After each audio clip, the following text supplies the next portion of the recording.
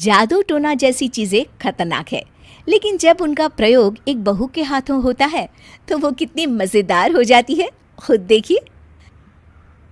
रामगढ़ गांव में सुधा रहती थी। सुधा की सास उससे बड़ा काम कराती, तो पति ऐसा जो ना कभी घुमाने ले जाता और ना ही कभी कोई तोहफा लाता। बेचारी इस बात से हमेशा दुखी रहती, लेकिन एक दिन उसकी जिंदगी बदल जाती है। अरे सुधा, सारा दिन न जाने क्या क्या सपने देखती रहती है। जाकर कुछ बढ़िया सा खाना बना कर ले आ।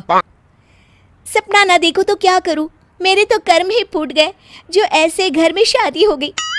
इससे अच्छा तो माँ जी कोई फुल टाइम मेड ही रख लेते। ओहो, बढ़िया ही फुल टाइम मेड रखने वाली। मेरे बेटे के लिए तो विलायत से रिश्ते आ रहे थे। वो तो तेरे पापा ने तेरी इतनी झूठी तारीफ कर दी कि हमारा तो मन ही पिघल गया। अच्छा, विदेश से रिश्ते? वाह माँ जी वाह। अरे भगवान से तो डरिए, विलायती बहू लाकर क्या गाय का गोबर लिपवाती। बहू बहू होती है, ना वो देशी होती है ना विलायती। बहू का काम सिर्फ सास की सेवा और घर का काम होता है। और सुन, तुझे मैं क्यों बताऊं कि मैं क्या करती? जाकर घर का काम कर। सुधा मन महसूस कर वहां से चली जाती है। शाम को सुधा का पति जल्दी घर आता है, जिसे देख सुधा खुश हो जाती है। जी, आ गए आप? जरूर मुझे कहीं घुमाने ले जाने का प्लान होगा आपका। सब समझती हूँ मैं। अरे नहीं भाग्यवान, घूमना क्या है, बस आज जल्दी बस मिल गई तो घर जल्दी पहुंच गया। अच्छा सुनो, जरा आज शाम की चाय के साथ पकोड़े भी तल लेना, बड़ा मन कर रहा है। सुधा पति की बात सुनकर पैर पटकती हुई किचन में चली जाती है। वो काम करते करते खिड़की के बाहर देखती है कि तभी उसे एक चमकीली सी कॉपी दिखाई देती है। वो खिड़की से उस कॉपी को उठा लेती है और उसे खोल कर देखती है तो उसमें सुनहरे अक्षरों में लिखा होता है, जादुई किताब, इस पर जो लिखो वो सच होता है। सुधा उस किताब को देखकर खुश हो जाती है और जल्दी से पास रखी पेंसिल उठाकर उसमें लिख देती है, मेरी सास सारा काम कर दे। तभी उसकी सास किचन में आ जाती है और कहती है, अरे बहू, सारा दिन लगी रहती है काम में, अब जाकर आराम कर ले। मैं तेरे लिए चाय और गर्मा गर्म पकोड़े लेकर आती हूँ। सुधा ये देखकर हैरान हो जाती है और कॉपी लेकर कमरे में आ जाती है। तभी वो देखती है कि उसका पति आराम से बैठकर किताब पढ़ रहा होता है। सुधा झट से कॉपी निकालकर उसमें लिखती है, मेरा पति मुझे घुमाने ले जाए। बस फिर क्या था, सुधा का पति किताब बगल में रख देता है और उससे कहता है, बहुत दिन हो गए हम कहीं घूमने नहीं गए ना, चलो कल मैं ऑफिस से छुट्टी ले लेता हूँ। सुधा ये सुनकर खुश हो जाती है कि तभी उसकी सास हाथ में चाय और पकोड़े लेकर खड़ी हो जाती है। चलो बहू, कुछ खा लो। अरे किस्मत वाले हैं हम जो हमें तू मिली, वरना मेरे बेटे की शादी कहीं तय ही नहीं हो रही थी। कोई लड़की इस घर में शादी नहीं करना चाहती थी।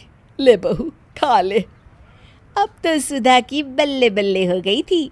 सुधा की सास और पति बस उसके इशारों पर घूमते। एक दिन सुधा को सास का हार पसंद आ जाता है। वो सास से कहती है, माँ जी कितना खूबसूरत हार है, क्या ये हार आप मुझे दे देंगी? ओए होए, बढ़िया ही मुझे दे देगी?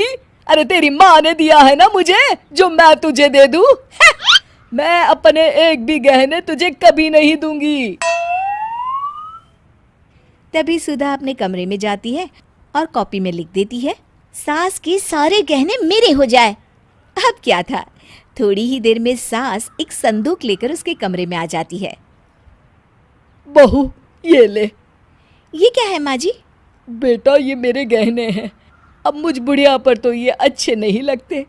तेरी तो उम्र है पहनने उड़ने की, ये ले गहने तू ही रख ले। तभी सुधा की नज़र उस हार पर पड़ती है जो सासू माँ ने पहना है। और माँ जी ये हार जो आपके गले पर है? सास हार उतारते हुए कहती है, हाँ बहू ये भी ले ले। फिर कान के टापस उतारते हुए कहती है, ये ले बेटा, तू ये भी ले ले। फिर एक एक कर वो अपने सारे पहने हुए गहने उतारने लगती है। ये भी ले ले बहू, ये भी ले ले। सुधा तो खुशी के मारे बौखला जाती है। हाँ हाँ, लाइए लाइए लाइए लाइए। तभी सुधा का पति उसके पीछे आकर खड़ा हो जाता है और जोर से चिल्लाता है, अरे सुधा, क्या हुआ? क्या लाइए लाइए कर रही हो? अरे जरा कढ़ाई में तो देख लो, सारे के सारे पकोड़े जल गए। तभी सुधा की सास भी उसके सामने आ जाती है। इस लड़की से तो एक काम ठीक से नहीं होता, दिन भर सपने ही देखती रहती है। तभी सुधा को होश आता है। वो खिड़की के बाहर देखती है जहां उसे कुछ दिखाई नहीं देता। दरअसल जादुई वादुई कुछ नहीं था, वो सिर्फ एक काल्पनिक सपना था जो सुधा अपनी जिंदगी से तंग आकर देख रही।